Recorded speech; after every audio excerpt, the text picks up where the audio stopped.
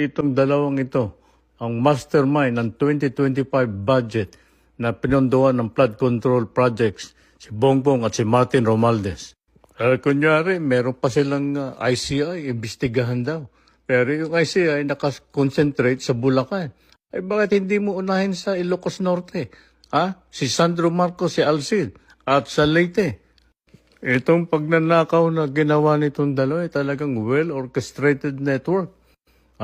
Para mabigyan din ng mga kasapi nilang senador, congressman, mga kontraktor.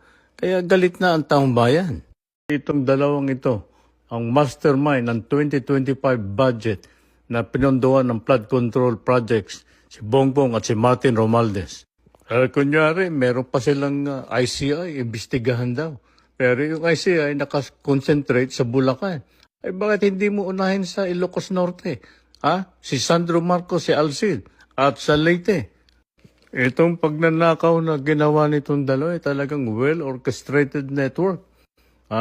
Para mabigyan din ng mga kasapi nilang senador, congressman, mga kontraktor.